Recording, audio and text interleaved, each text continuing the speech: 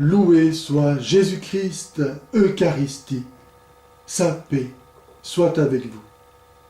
Quels sont les fruits de la communion à Jésus Eucharistie?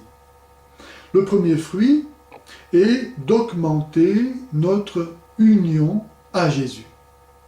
Et cela, même si nous avons communié la veille ou le dimanche précédent, même si Jésus est toujours le même, chaque communion est unique, du fait que, normalement, chaque jour, je suis un peu plus parfait que la veille, précisément en retirant de l'Eucharistie les sources de grâce dont j'ai besoin pour grandir, pour me nourrir dans la vie spirituelle, dans la vie de sainteté.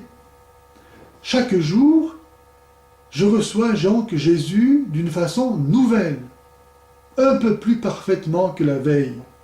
Chaque jour, je suis uni à Jésus, donc d'une façon plus parfaite. Jusqu'à ce que, un jour, je puisse dire avec saint Paul, je vis, mais ce n'est plus moi qui vis, c'est le Christ qui vit en moi. Galates 2, 20. Jésus, dans l'évangile de saint Jean, au chapitre 15, au verset 5, dit « Je suis le cep et vous êtes les sarments ». Cette union entre le Christ et ceux qui lui sont unis se parfait de communion en communion à la mesure de l'amour, de la foi, de la pureté, de la joie que j'apporte à recevoir Jésus. C'est pourquoi chaque communion est différente, normalement, des précédentes. Deuxième fruit de la communion, je reçois un gage de ma gloire future, car puisque Jésus est ressuscité et que mon union avec lui s'accroît aussi la possession de cet héritage dans l'éternité que je reçois en Jésus-Christ. Ce qui faisait écrire à saint Paul, au chapitre 2, verset 6 de l'épître aux Éphésiens, « Dieu nous a ressuscités et fait asseoir aux cieux dans le Christ Jésus. » De même que Jésus est déjà ressuscité et assis dans la gloire du ciel, moi qui lui suis uni, à la mesure de cette union, je suis moi-même aussi déjà ressuscité et assis à la droite de Dieu dans le ciel. Troisième fruit de la communion détruit nos péchés véniels. Cet amour infini de Dieu qui vient se donner à moi, qui est un brasier d'amour,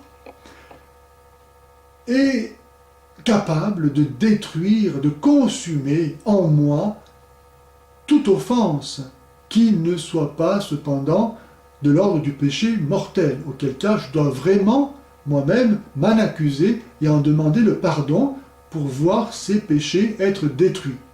Mais tous les péchés qui ne m'ont pas coupé de façon formelle, radicale de Dieu, sont détruits dans ma communion, à la mesure, encore une fois, de l'amour, de la foi, de la charité que j'apporte à recevoir le Christ qui vient se donner à moi. Dans la mesure où je me laisse embraser par cet amour pour être totalement transformé moi-même en amour, ne faire plus qu'un seul brasier avec lui. Le feu assimile tout ce qu'il consume et transforme tout en feu. Normalement, lorsqu'on reçoit l'Eucharistie, on doit devenir du feu. La communion eucharistique donc détruit tous nos péchés véniels et nous préserve du péché mortel.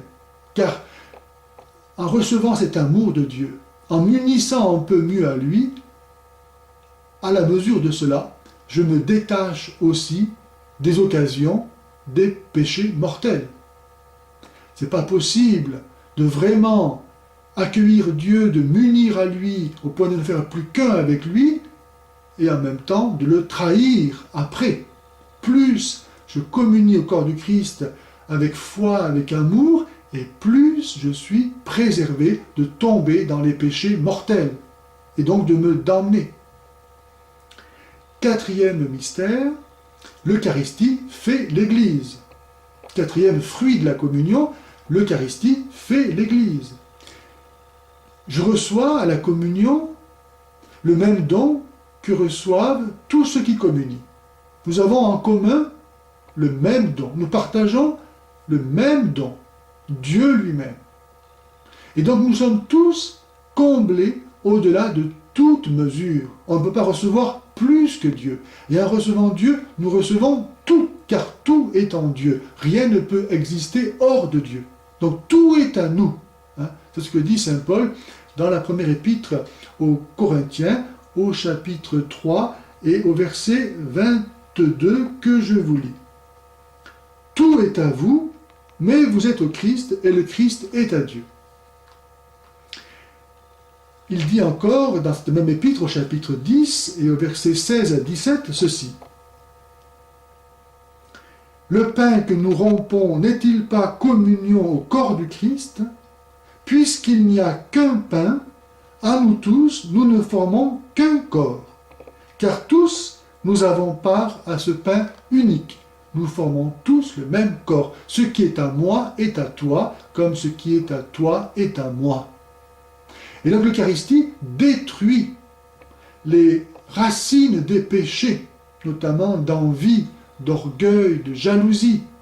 Qu'est-ce que je peux désirer que je n'ai pas, puisque j'ai Dieu? Ainsi, la communauté chrétienne se trouve vraiment fondée, nourrie, unie dans la perfection de la charité, car nous sommes tous comblés du même don. Jésus se donne à tous sans limite. Alors aussi, l'Église va pouvoir être capable de charité à l'égard des pauvres notamment. Comment? Ne pas donner ce que nous avons reçu, car on ne possède que ce que l'on donne. Si Dieu se donne à moi, est-ce que moi, pour me rendre digne de ce don, est-ce que je ne vais pas me donner aux autres? À l'exemple du Christ, qui s'est donné à moi. Ainsi, l'Eucharistie est source de charité dans l'Église et hors de l'Église. L'Eucharistie est aussi, de ce fait, le fondement le plus solide, le plus parfait qui soit de la paix sociale. Il n'y a pas de ciment pour fortifier la cohésion sociale plus fort que l'Eucharistie. Il n'y a rien de plus puissant pour unir les hommes que l'Eucharistie. Car là, tous les hommes reçoivent le même don qui les comble au-delà de toute mesure et qui les unit entre eux pour faire d'eux le même corps du Christ. Je suis le cep, vous êtes les sarments, dit Jésus dans l'évangile de Saint Jean au chapitre 15, verset 5. Je suis le cep, vous êtes les sarments. La vie qui est dans le Christ ressuscité est la même qui vient irriguer aussi les disciples qui communient, qui ne font plus qu'un avec lui. Gloire à notre Dieu qui nous a tant aimés. Puissions-nous le recevoir avec la charité avec laquelle il se donne lui-même à nous.